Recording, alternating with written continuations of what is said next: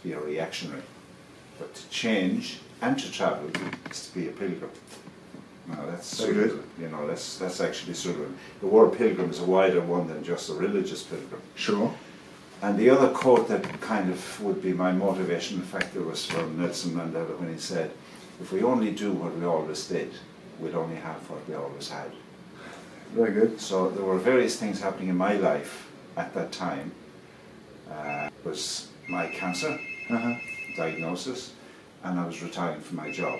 And these were huge facets in my life. It's a massive change. Gap or change. Or So I wanted to do something which would get me out of my comfort zone. yeah. And I had this idea of, when I was in hospital, flat on my back, okay, back golf, that would be great.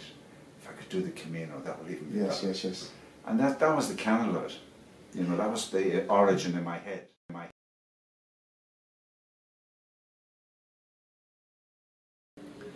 Like preparation, I would divide preparation into three parts: long term, medium term, and short term. Yes. Okay, and with the long term, it was when I was in Flattenback, reading as much as possible and creating an awareness in yourself as to what this Camino is all about, and giving yourself an enthusiasm as a result to want to do it. That was basically the long term. Another thing that I did several times was to look at the film The Way. Yeah. Because that does it in a kind of a romantic. It's a very good representation. Excellent. I find. Excellent. Yeah. It's not realistic, completely true and true, but it's a movie. It gives you the enthusiasm. Saying, "Geez, I want a bit of this for myself," you know. And the last point on that was to realise, as a result of reading and being enthusiastic, that it is possible to do. Because you have a doubt in your mind. I had a doubt in my mind. Could I do this? Yes. And your own enthusiasm and awareness of the Camino will help you to say, yeah, it is possible. Yes. That's important. Now, if you look, that was the long term, the medium term. First thing I had to decide was it all or part? Yes. And that was a big factor, because I had actually never met anybody who did the whole lot. Yes. I met people who did parts of it, but never the whole lot. But I took a decision, no, that was medium term, yeah, I'll try it. Mightn't succeed, but I'll try it. Talk to people who have done it. I didn't talk to anybody who had done the whole lot. I talked to people who did bits of it, as I say. Decide hostels or hotels. Yeah. That kind of general, you know, where is your accommodation going to be? Luggage take or get brought. Start walking in preparation. That's important in the medium term now. To start to get you out walking. And walking. Yeah, do an hour and a half, 3 times a week. Decide what time of the year and why. Why do you want to do it? Like in my case, I wanted to do it in May and June. Originally, I made a decision I would start on Ash Wednesday and finish on Easter Sunday. Right. And I spoke to some people and they said, you're going to run into snow in the Pyrenees. Yeah. So I changed. And then I started in May. Yes. But, you know, these are just medium-term things. What is funny about that means that practicality has to be taken into account. Right. And not just symbolism and whatever people may think of. Because you can get caught up in the romantic side of it, but it's not realistic or pragmatic. You've got to look after yourself. Sure. So for me, it was extremely important. I could have run into snow in May, and people did who have started it after me, but I didn't. The next bit of medium-term preparation was to read about the geography of the area, read about the geography of the route. The last point in medium-term preparation is setting realistic expectations for yourself. Now, that's very important. You could look at the way and you could be off pie in the sky. In which sense? In terms of resting, in terms of how you're going to do it, how far you're going to walk, that you don't overstep, that you're going to be realistic in your own expectations of it. You're not going to come along and think it's going to be the way, you know, with Mark and Sheen coming. Would you say that there is a point where this is what sometimes we refer to with clients is the non-maximization? I've got some people that say, oh, I only have 20 days, I want to do the whole lot, so I'll tell them, Well, 100%. That's exactly. do shorter rather than doing the whole lot. The whole lot is only to you. Like, Absolutely.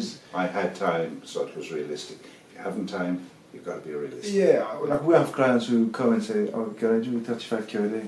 I say, "No." I might do it 1 day, 2 days, but not 10 days.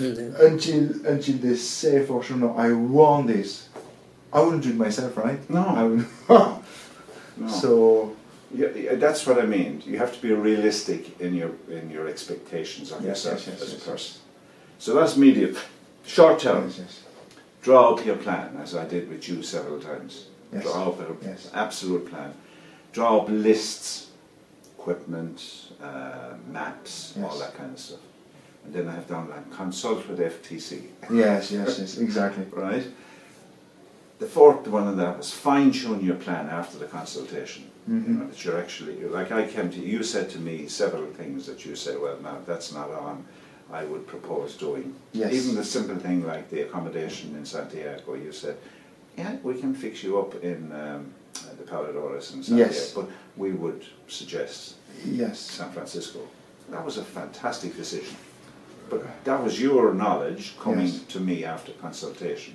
So that was important. Because for me, the best is the enemy of the good. And so it's not because you go to Parlor that you have the best hotel. Yeah.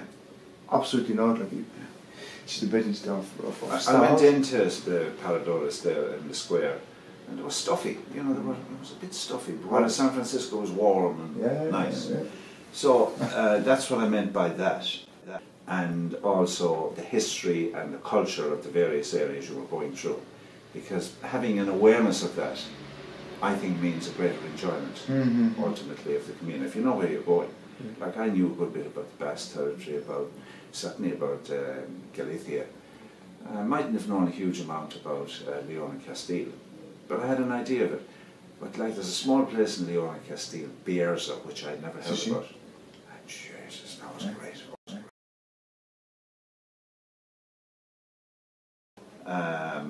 Fine-tune your plan after. Come up with a modus for yourself. Like one of the things that I said before I went was, I was going to talk to everybody. Now, normally I wouldn't, you know. I said, I'm going to salute everybody.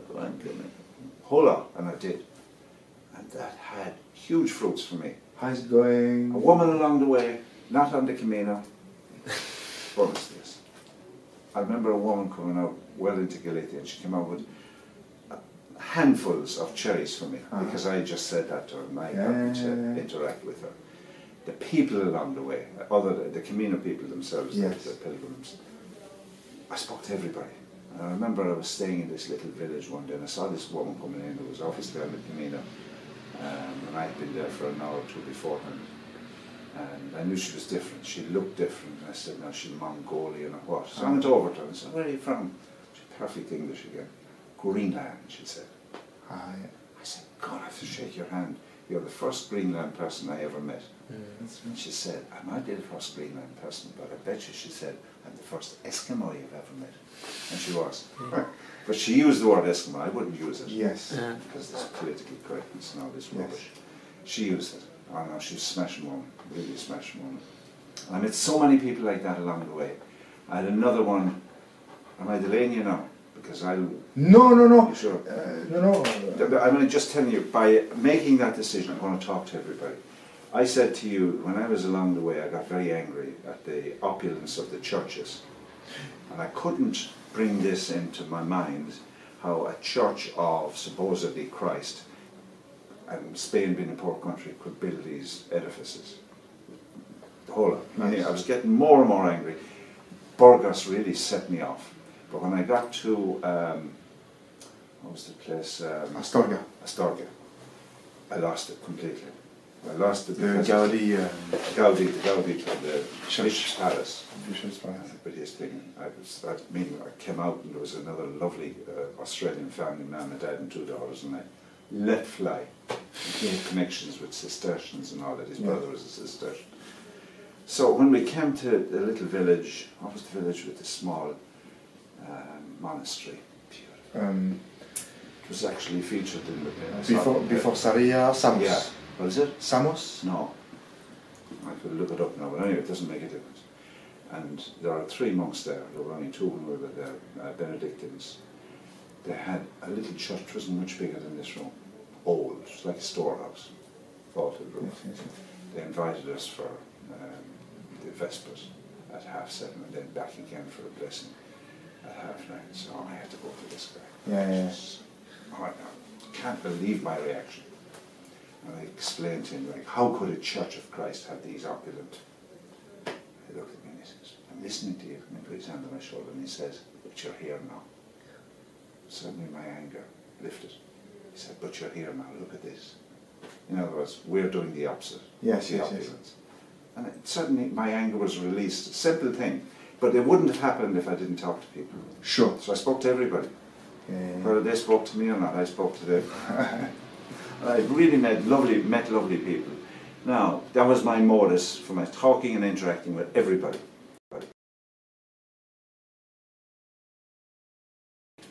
And then in the medium preparation, to extend the walking practice, you're walking to 5 to 6 hours 3 times a week. That's important. Yes. That stood to me now. Because I can remember on the 17th of March, I went in May. I hadn't a huge amount of walking done, but I had, I could walk from now, no problem. But I walked from Howth to Dunleary. It was a charity walk. It nearly killed me. Nearly killed by the time. How many is that? 22 kilometers? To be more, yeah, it was about 26. 17 miles, so to be more, 26, 25, 26. But I hadn't walking done before. Yes. I was really flattened. And that taught me a lesson. So that made me start doing 5-6 hour walks around Howth. It will not happen like this. You have to go and get it like you do. You have to build up to it. You have to build up. But you have to do it. And when I did my first walk from Portmara right around by the Howth, the cliff walk and back home, it was 5.5 hours, I remember. That convinced me I can do that. Oh yeah. So that was important, but Yes. you have to do it. Now there'll be the 3 areas of that I talk about in relation to preparation. Next question you had was experience. Why? It's a huge undertaking of time, energy, commitment, along with a serious physical challenge. And I think people underestimate the physical challenge of it. It was harder than I thought it was going to be. I have to say that. It would have not been hard if I was doing 7 days. Yes. But you're doing 42 days, day after day after day. Some of it is really tough, really tough. I suppose what happens as well is that when there is 7 days, it's going to end up soon. When you've got 30, 35 days. Yeah. That's different. That's different. So, the experience, you say, it was a fantastic experience, but it was a huge undertaking of time, energy, commitment, and the physical challenge. And that's important to emphasize. The end result of having partaken and completing that challenge that I set myself gave me a huge sense of achievement, personal achievement, and euphoria. I remember going into, and the photograph in the Times was of the square in Santiago. Yes. A sweat, covered in sweat, gear on, and I just stood there for an hour and a half. And I said, great. Fuck Beaumont Hospital, all that stuff. Yeah. And I felt great. So, what was the experience like? Brilliant, absolutely. Uplifting and... Yeah, and you have completed a task, a very big task, of time, energy and commitment, and a physical challenge, and you've succeeded in it. So that was important. Then another part of the experience, insights gained from interacting and socialising with so many people and places. That was fantastic. It gives you greater understanding that Spain is not a country, it's an amalgam of countries, and you can see like why Catalonia wants to break away, why Galicia wants to break, and it's going to happen, and it'll take just very small, and it will happen. The next question you had asked me was, would you go again? Yes, but it might be a different Camino. I might do the Camino Portuguesa. Would I do anything differently? I have just one word down for that. Nothing. I do absolutely nothing different. And that's maybe a little doffing of the hat to yourself and follow the Camino. I can honestly say I was reasonably well prepared for it. Mm. And I wouldn't do anything different, no. I was happy with all the bits. But you have worked, you have done a lot of homework. I had, yeah, I had. And I think you have done more homework than most people would do. Well, listen, I don't speak to clients who handle such a trip often or not in so much depth, but I think there is more work here, there is more pre-understanding during than we would have. I have a guy who booked in September to do half of that, you know. He had 3 weeks, 2 or 3 weeks, he wanted to do that. No question, he wanted to work as much as possible. I said, no, take some rest there, go to on you're going to visit. Rest days were important. Yeah, no, I want to work as much. Okay, it's up to you now, I'm telling you. He still spent 2 nights in Santiago, and then I think he booked up to Finisterre. Yeah. The guy travelled, he didn't go to Finisterre, he went back to Madrid. Now he's well off. He's a big bank guy in Canada or whatever. But just to say that I can feel these people. You can just say how they talk about it and the preparation. Yeah. The fact that you come here, we have to refine the plan, like this is what you were mentioning earlier, which is very important. It is. Yeah. Some people, they attack. But the guy had a very good experience too. Probably different than yours. Probably different than yours. Yeah. But he's probably at a different stage in his life, like he's senior manager in a multinational bank. Probably saw the way, and he said, I saw the way, I don't know, 3 or 5 times. Yeah. And he said, how do we get to the water?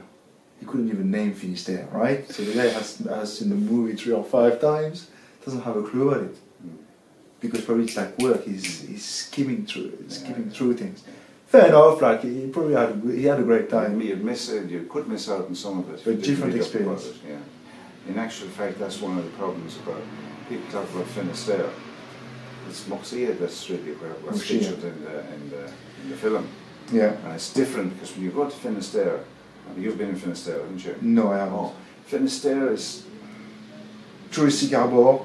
And there's a lot of tourists, but it's different because when you go to the lighthouse, which is about 6 or 8 kilometres beyond Finisterre, it's rocky, it's just cliff. What comes up in the Moxia one is the waves pouring. I see what you mean. You can walk to the water. You can't do it in Finisterre. No.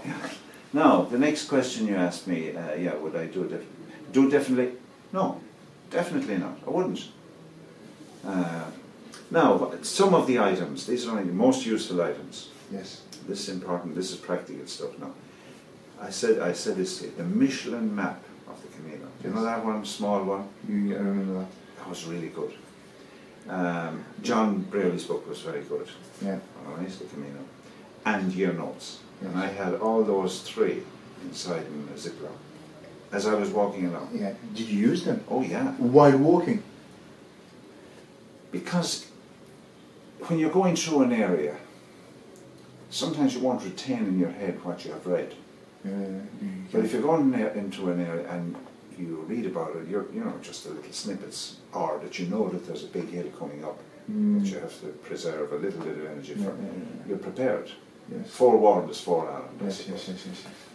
And that was important, but I had that all the time, literally in a Ziploc, and people would say, what the fuck are you, I met Irish people, and what the hell are you bringing that stuff with you for? I said, that's me. Yes. I want to know, first of all, where I'm going. I want to know the terrain I'm walking through, and I want to know something about it. Yes. And all those 3 items, and they didn't take up much space because I would change, every day I would change your notes. We only took the 2 or 3 pages out. Braley's book, and the other one, which is a nice small little one that opened out. Very light. And well worth anybody, if anybody was interested in the geography of it. Yes. So those are 3 items, and year notes. A good backpack, that is vital. A really good, depending on, of course, whether you're taking all your stuff or whether you're getting it moved on. I would strongly recommend it should be moved on. But a good backpack to take the basic stuff that you want to take. A water container. I've read in several of the books, you can get water along the way. Of course you can.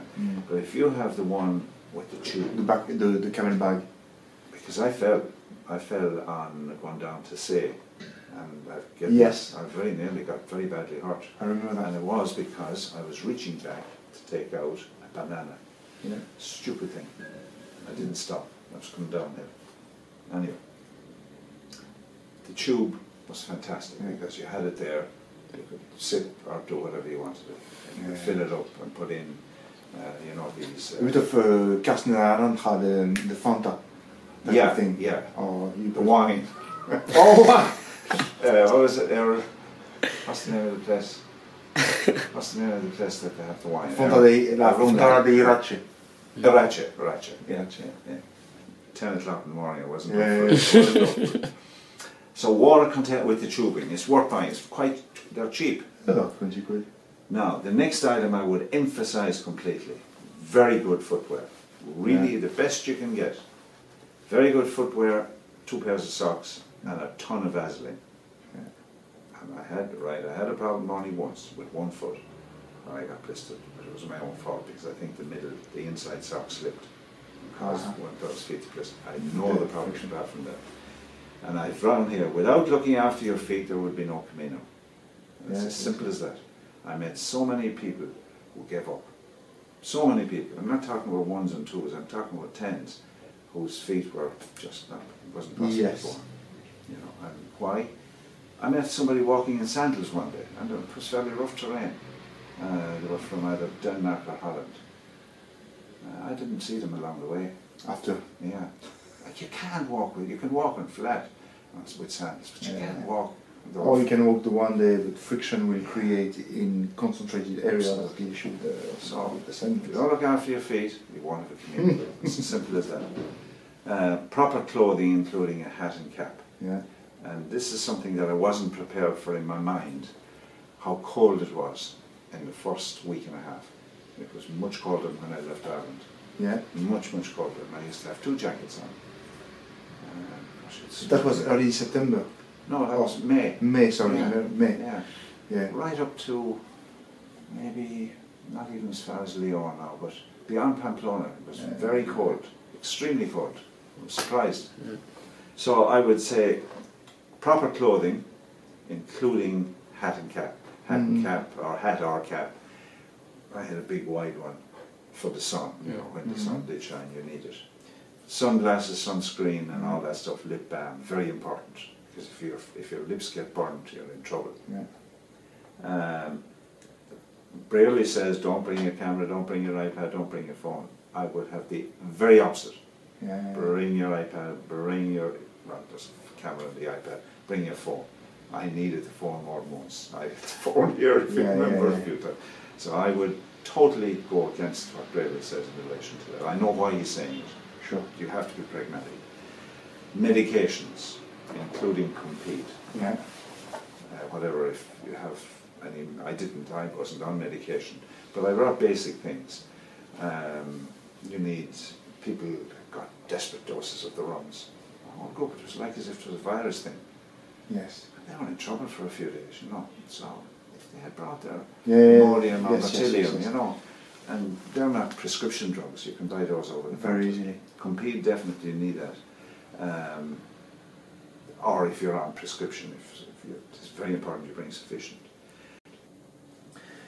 When you said that it was an uplifting experience, is it in a sense of self-worthiness or self-achievement?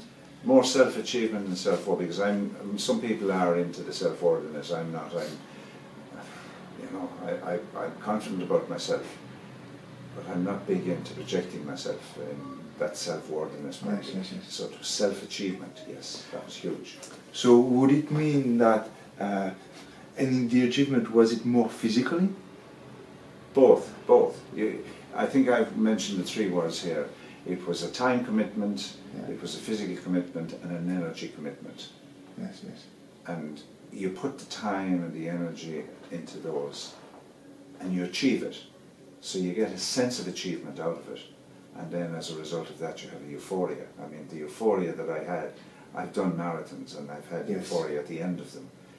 But But this was different again. This was at a higher level. When I got into Yeah, Santiago. it's slower paced. It's more ongoing. Yeah, but it's longer. You know, you prepare for the marathon, and it's over in whatever it is, 3.5, 4 hours for you, whichever speed you're running at. But then it's finished. There's a sense of achievement, yeah. But this was long, over a long 42 days was a long time. It's a journey, and you know, there's a great sense of achievement out of it. Yes. The euphoria then crept in at Santiago. And he thought, was the euphoria building up, or was there some down moments? Oh, of course there were, but somebody asked me this question: did you ever feel like giving up? Never, never. On the days, there was one little place that was, I mentioned to you, you should change the spaces. Malanasekia, beautiful little village. But I could not have walked another inch. I was at the end of my tether that day. Flattened, physically, mentally, every way. But I never thought about giving up, because all I saw was myself walking into the big square of Santiago. Never. It was not a thought in my head. Now I had to banish it once or twice, you know, but it was never, I never at any stage said I'm going to give this up and I'm going to fail. And when you spoke about the experience and experiencing people, would you say that everybody was fantastic on the Camino? No, I met a mad Irish woman. There were some people who were absolutely fantastic. Oh, jeez, I met a Bulgarian fella, and he had fantastic English. He worked for the EU, and we walked a couple of days, and we had conversations that you wouldn't normally have. He had perfect, very good English now, knew all the nuances of English. We'd be talking about the derivation of words. Yeah. For a Bulgarian language, Englishman. He was fantastic, and I really liked him. And I remember there were a group of us had been interacting before Pamplona, after Pamplona, and we met further along the route. And we went for a meal together, and then he said to me, "I want a pint." I said, "Just the job." We had about 6 pints together. We were pissed. Now he was, you know, he was that kind of character, and then he parted. I forget why, because he was gone off. I wouldn't walk with anybody all the time. Yes. You know, but he was good. We met a lovely, very, very deep Dutch woman, and she was into all sorts of connecting coincidences and trying to put meaning in it. No, not my scene. Yes. She was trying to be religious, but in a Cartesian well, it wasn't religious, no. She was into more non-religious connections. Yes. But it would be a different, it wasn't my style of, my way of thinking, but I was really intrigued by her, and we met right up even to Finisterre. We met along the way in different places. Met different families along the way. Did you meet some people on La Plaza do Obradoiro when you arrived in Santiago that you had seen the day before, or not on the day? Before? I met a Dutch guy who left us and went up to the northern route and came in from Oviedo. And as he was coming into Santiago, I actually met him the following day, and that was lovely. He was literally coming in, and I was going down to the church or somewhere, and that was lovely. Very interesting guy. Making a small world of a big country, like, because you walk 800 k's, walking a few hundred kilometers here and there. Lots of people like that. I mean, the interaction with people was fantastic. Characters, now the mad Irishwoman, I couldn't wait. And she gave up, finally.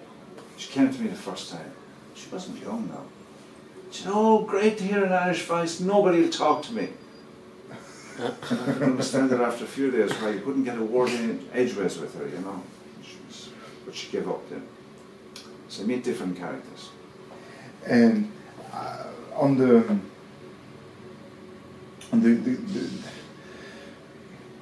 Camino Frances, that's what you've walked this time, and you said if you were to go again, you would choose another route. Well, for no other reason other than I don't like doing the same thing again and again and again. Some people do, I believe, that scene, but I like new pictures, so to speak. Yes. It's very funny because I know some people who feel belonging to the Camino Frances or something like this. I went to a friend of mine. Yeah. He goes there as soon as he can, and he wants to go to the French way. And I think at some stage, it's almost a parallel life, or a sense of belonging where he'll probably know the guys in the bars, in the albergues, in places like this. Yeah. So that when he comes back, he can just say, "Oh, hey, how's it going?" I could say some people are like that. I would like to do a different one. Yeah. Or I'd like, if I was doing what I've said I will do sometime, is drive the route. Yeah. I'd like to go back to certain places. The one that you picked for me in, was there in the town? It was beautiful. Monasterio San Zoilo. That's the one. That's the one. I don't remember the town. The name of the village. It's not a big town now, but it's beautiful. It was really beautiful. Marvelous. It was just, and they let me go into the cloisters. Oh, it was fantastic. You know. So I wouldn't mind driving back. I would love to go. At the time I passed through Atapuerca, you know, where the priest, I'm into archaeology and all that rubbish. Yeah. I hadn't time to stop. That's to go off the issue, to the museum. Yes. I would love to have had, but I couldn't. You know what the same in Galicia. There was a place there. There was a museum along the way, and you were being directed. Melide, maybe. No, a small village, a small museum. It was out in the countryside. Okay. Yeah, and it was a fantastic visitor centre. It was brand new, and it was directing you to museums off the route. No, I'd like to go back there. What I've noticed is that people go there. It's a pilgrimage. There are churches every few kilometers. But I find that people, as they go, or the bigger number of people, actually don't spend so much time in every place. There is some sort of personal rhythm. I would do the same, where you're walking and you see these things happening along the way. You're not going to take a picture of every single one of the churches or chapels or something like this. It comes to, and I don't know if you felt the same, where the journey is what you're here for, and that chapel or that church. Yeah. If you want to stop by, so be it. Yeah, but it's just a small part of the bigger thing. Yeah, I agree with you. Yeah, but there were things that I said I'd like to do a little bit more on that now. Yeah. Yeah, there were. Trying to think of another one. Something. Oh, here's an interesting little one. I'm not exactly on the topic of what you're talking about. My son and daughter and her boyfriend joined me from Tricastella to Sarria, and then they enjoyed it so much that they said they'd walk to Porto Marine with me. Yes. And we were sitting, they were rushing back to Santiago to get a plane back, and we were literally sitting on the side of the street in Porto Marine. And do you remember Porto Marine? Yes. It was the town by the lake that they moved the church to. And my son looked over and he says, "Look at that doorway. I've studied that." He's an architect.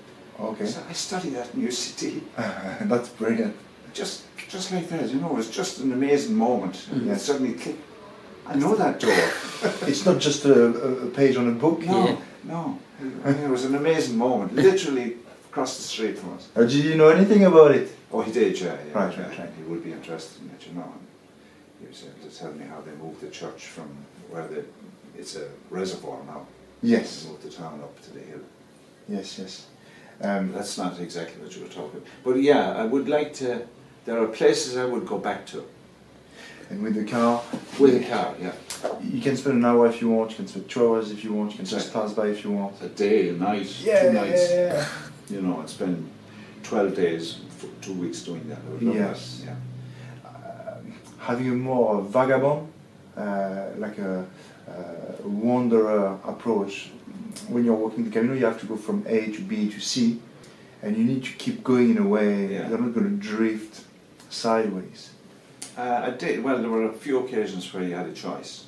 There was one particular town I was in, and you had 3 choices of the route. Yes. It wasn't, you know, the Camino isn't a route. Yes.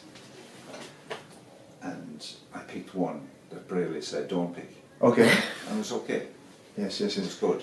It was along by a canal. What do you think of people? if I ask you the question, which is the real Camino, what would be your answer to that? Well, it's a personal thing. Camino is not Camino's in here, it's in the mind. And everybody's Camino is different for them. And in terms of route, which would be... Well, it's... is there a specific one to follow step by step? Well, you're following the route by and large, step by step, but there are a few places where you're brought into villages that you don't need to be brought into villages. Yes. And it does add to the physical exertion. Yes. But that's not the question you're asking me, is it? I'm asking you that because some people say, I want to do the real Camino. Or what is the real Camino? I thought that was the real Camino. And that's the traditional. But it's a personal... It's like when somebody says, oh, well, if you don't go into the hostels, you're not doing the Camino. Yeah. If you don't bring your own gear with you. And I said to them, all right, that's grand for you, but I'm doing my Camino for me. And not for you, for me. And this is a bit why I'm asking that, because when you read online, on the community, I don't know if you have the same feeling, but it seemed to me that within the Camino community, there are different ranking of Caminos. Absolutely. And so, although it's a spiritual journey, you do it for yourself, how many have you done? Where did you start? How much suffering did you go through? And the more... In comparison with the person who's asking the question. Oh, yes. And if it's not as good or better than them, but... Yes. Yeah, I came across that at several places. So then the question I'd ask back, where did you start? And they might say, Legrand or something. Oh, I said, I started in Santiago. Yes. You know what I mean? I wouldn't put on a face. But when I hear this small-mindedness, because that's what it is, it's petty. But it's spread out there, like Oh, you come across it every day. Every day you come across it. It's your Camino is a personal journey. Yeah. It's a physical journey, and it's there, you know, on the routes, but it's also a personal journey.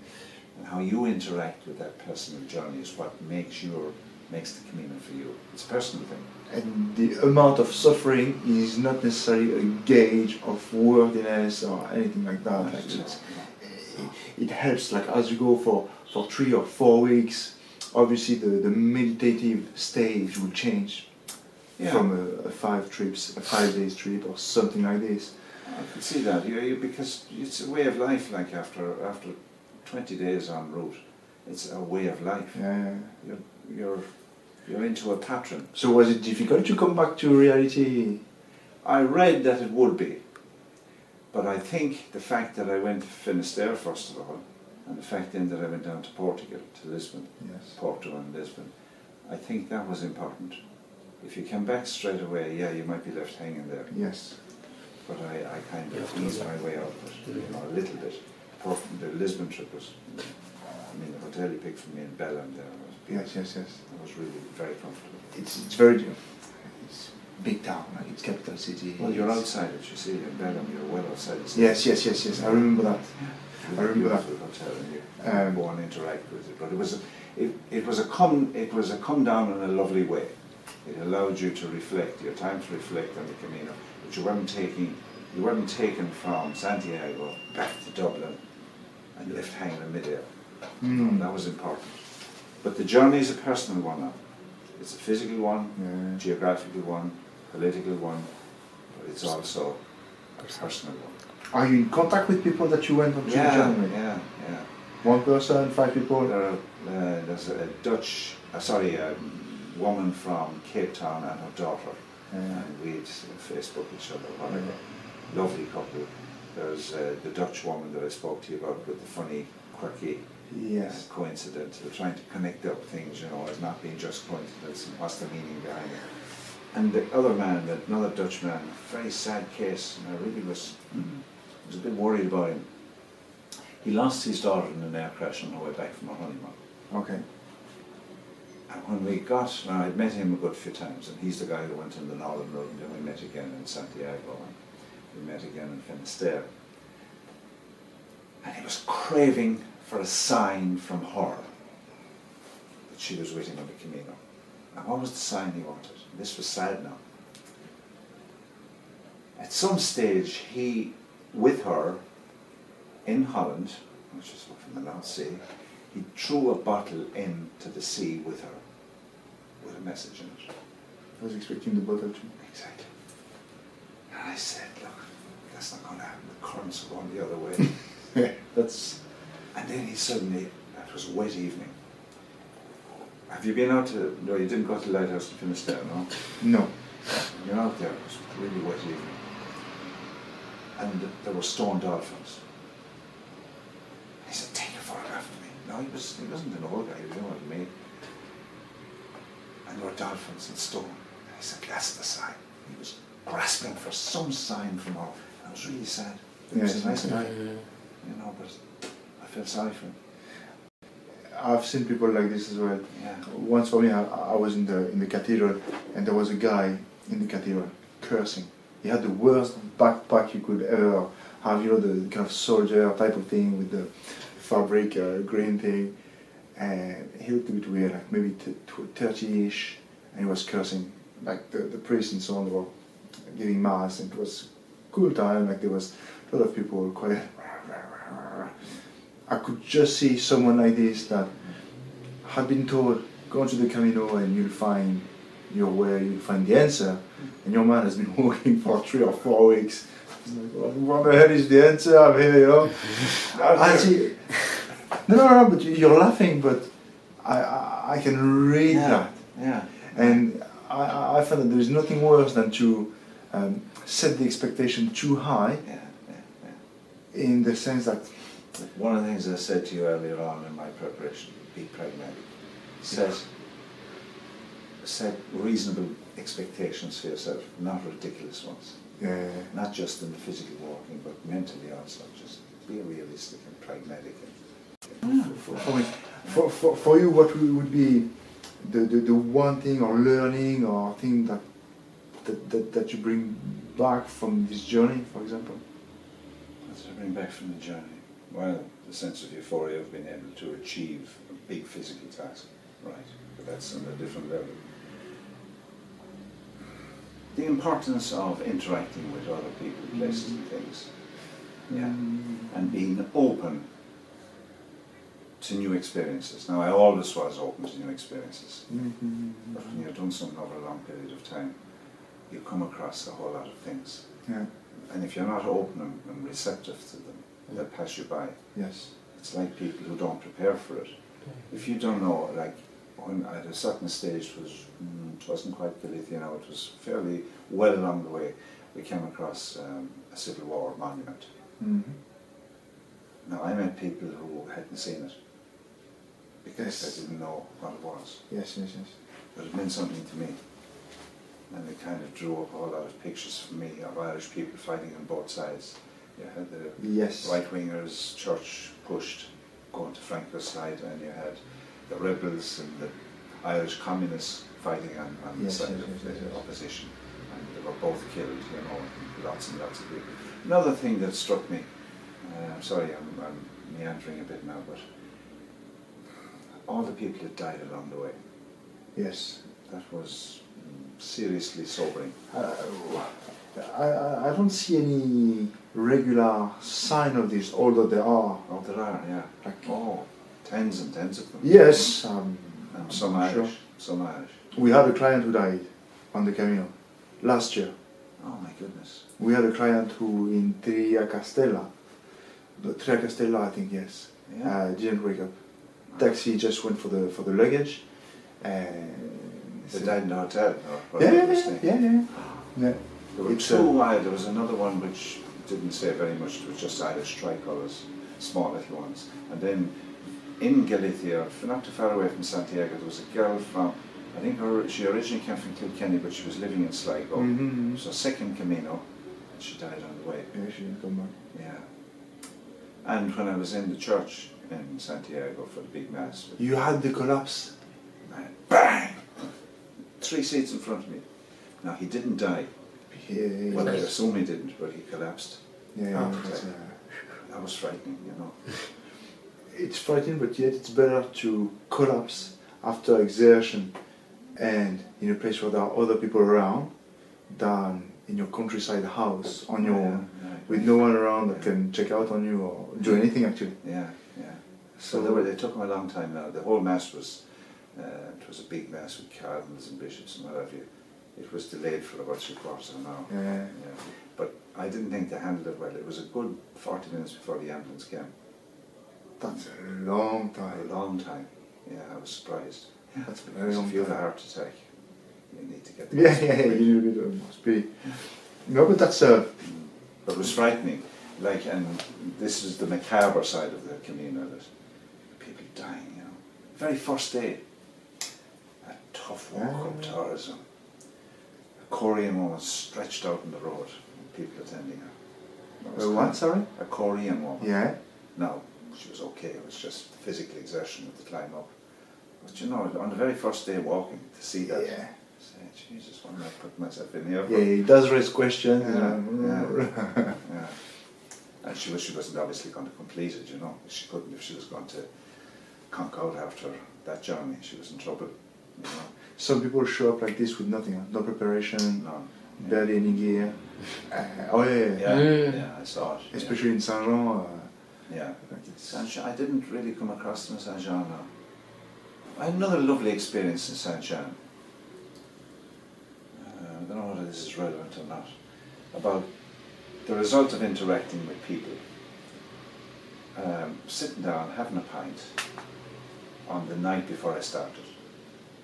And you know, you're French and I'm French, so I'm going to be critical here, but you all go to bed about 10 o'clock and it's dead. It's dead. Huh? Dead! Yeah. It's not the Irish way, tell you right. But anyway, this guy was there and it was just along by the river. And his daughter, no, not his daughter, somebody belonged to him was working, no, his partner. She was working in the restaurant, bar, whatever. So he stayed back and he heard me talking in English because I'd been talking to a few of the people who were starting the following day. And he came over to me and introduced himself. He was a former officer of the Belgian Air Force. And you know, we had a long chat and we had a few drinks together, well after everybody was gone. So I told him I was coming back to Saint-Jean the following day after the Camino walk. So he says, well, if you're coming back to Saint-Jean, I'm going to take you out to dinner, to my place. So I came back and was in, he said he'd pick me up at 4 o'clock, and he did. Okay, very good. Never met him before. And he had bought a mill house in one of the villages outside Saint-Jean. Brought me out. The wife had a full leg of lamb roasted the local way. And we drank copious amounts of it. He brought me back in. Now, that was as a result of me saying to myself, I want to talk to everybody. Yes. I couldn't believe it, but he was just so welcoming. Beautiful house. They were doing it up. The mill was still, the wheel was still working. Yeah. That's brilliant. Ah, it was beautiful. Yeah. But that was to start off the Camino that way. Yes. I couldn't believe it. Perfect. You know, it was just fabulous. It's good.